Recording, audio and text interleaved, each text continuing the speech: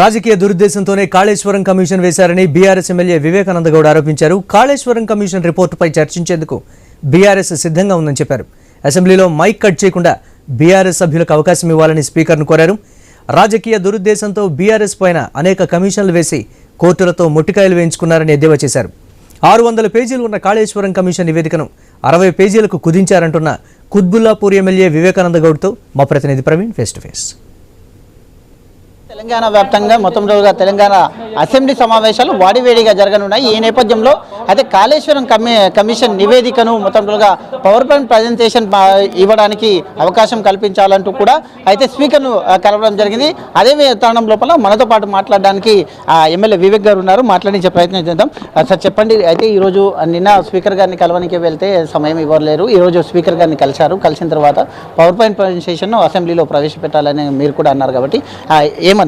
Speaker గారు, మరి మీ యొక్క పవర్ పాయింట్ ప్రజెంటేషన్ ఇవ్వడానికి మాకు అవకాశం ఇవ్వాలి.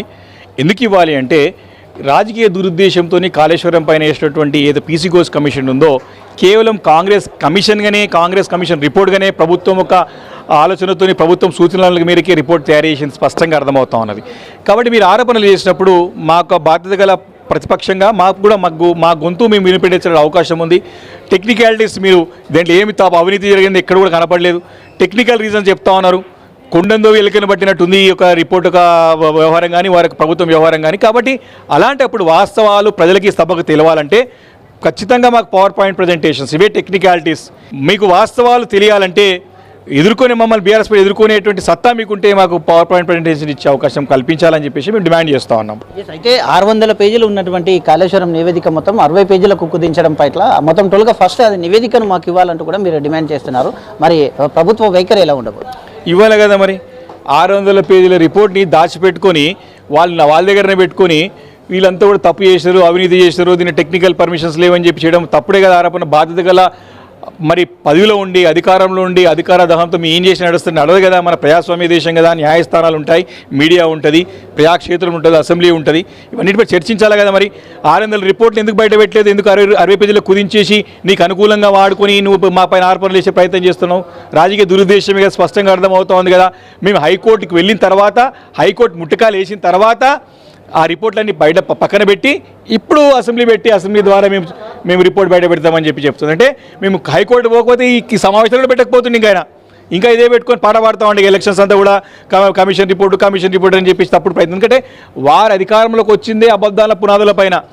100 రోజుల్లో 6 గ్యారెంటీలు, 420 హామీలు, డిక్లరేషన్లు, ఇది కాదు అది ఉన్నాయన్నీ కూడా వాగ్దానాలు చేసి తప్పు దోవలో అధికారంలోకి వచ్చింది.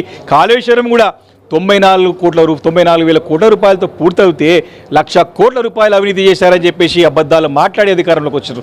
వాస్తవాలు ప్రజలకు తెలుస్తున్న ఉద్దేశంతోనే ఈరోజు అసెంబ్లీని వేదికగా వాడుకొని మా పైన బురదలే ప్రయత్నం చేస్తున్నారు. కాబట్టి మాకు మాట్లాడే అవకాశం ఇవ్వండి, మా ప్రజెంటేషన్కి అవకాశం ఇవ్వండి అని మేము డిమాండ్ చేస్తూ ఉన్నాం. ఒకవేళ రేపు ప్రజెంటేషన్కి అవకాశం కనుక ఇవ్వకపోతే కార్యాచరణ ఎలా ఉండవు?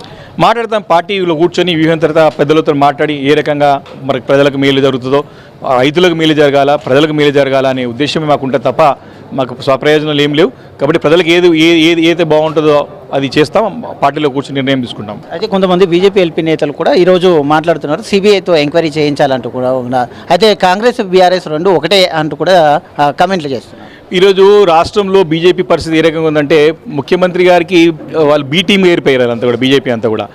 నిజంగా కూడా సిబిఐ ఎంక్వైరీ జరగాల, సిబిఐకి ఎంక్వైరీ ఇవ్వాలంటే ఎవరిపైన ఇవ్వాలి? ఫస్ట్ కేంద్రంలో ఉన్నటువంటి అన్ని శాఖల అనుమతులు వచ్చినాయి కదా, వారిపైన కేసు ఇవ్వాలి కదా. బీజేపీయే కేంద్ర ప్రభుత్వం అధికారం ఉంది 10 సంవత్సరాలుగా, వారే అనుమతులు ఇచ్చారు కదా. అనుమతులు ఇచ్చిన ప్రాజెక్ట్ పూర్తయింది కదా, అన్ని లోన్లు కూడా కేంద్ర ప్రభుత్వం నుంచి తెచ్చుకున్నాం కదా. ఈరోజు తెచ్చుకున్న తర్వాత ఈరోజు కాంగ్రెస్ పార్టీకి వత్తాసు పలుకుతూ కాంగ్రెస్ పార్టీ మాట ఈరోజు రాష్ట్రంలో బీజేపీ మాట్లాడుతుంది. నిజంగా కూడా ఈరోజు సిబిఐ ఎంక్వైరీ వేయాలంటే ఏంటి, ఎవరి మీద? కేంద్ర ప్రభుత్వం పైన వేయాలి కదా. వారు దానికి సిద్ధంగా ఉన్నారో సమానం చెప్పాలా?